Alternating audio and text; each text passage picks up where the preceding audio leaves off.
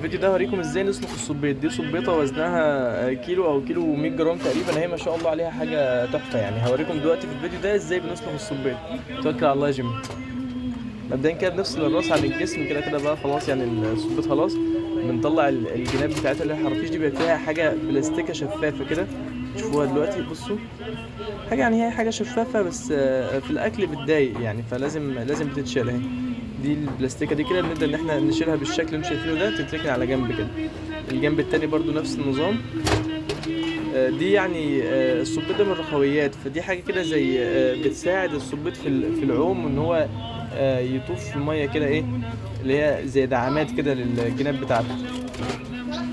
بعد ما بنشيلها بيبقى بقى عندك البطن، وده اصلا صبيط منزوع الامعاء، يعني ما فيهوش بطن وما فيهوش متنضف بشكل عام، ما فيهوش بطن وما فيهوش حبر، يعني الحبر اللي فيه بس بيكون في العين.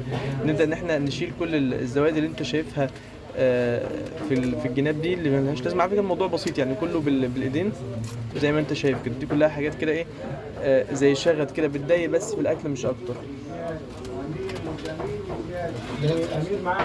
زي ما انت شايف كده. تمام. ده كده بالنسبة للزوايد اللي في الصبيط. نخش لنا بقى على الراس، ياخد حتة بسيطة كده هو عايز يشيلها. تمام. دي كده بقت الصبيطة زي ما انت شايف. هنخش بقى بعد كده بقى ايه، دي كده خلاص الجزء ده خلص. بعد كده الراس بقى. الراس بتبدا ان انت تفصل الجزء الفوقاني ده كده نضيف، ما فيهوش حبر، بعيد عن الحبر وبعيد عن اللي هو عايز يتسلخ. الباقي ده كده بيتسلخ بقى، اللي هي الايه اللي حوالين. انا ارفع ده عشان الحبر. ورينا بقى سلخ الرجول بتاعه الصبيط او الديول بتاعته، زي ما انت شايفها كده. بيبدا اللي هو يسلخها، هي ما شاء الله عليها اهي. طبعا بيطلع لحم الصبيط الابيض اللي انت شايفه من جوه.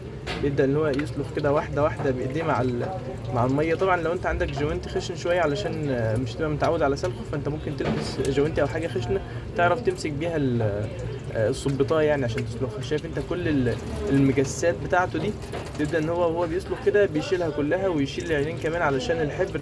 هيشيل العينين دلوقتي، بس اما يخلص سلخ الاول هو بيبدا ان هو يسلخ الصبيطايه زي ما انت شايفها كده الاول. تبقى الطبقه الخارجيه اللي هي بيبقى لونها بني غامق دي، واللي فيها المجسات بيبدا ان هو يسلخها زي ما انت شايف بالشكل ده. فاتح الميه خفيف عليها اهو، بتبدا تتقشر زي ما انت شايف كده.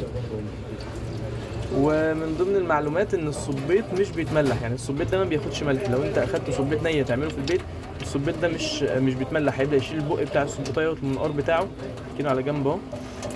الصبيط ده من الحاجات اللي بتاخد، يعني احنا في المحل عندنا، في المطعم عندنا، لما بنيجي نتبل الصبيط بياخد بس بهارات بس.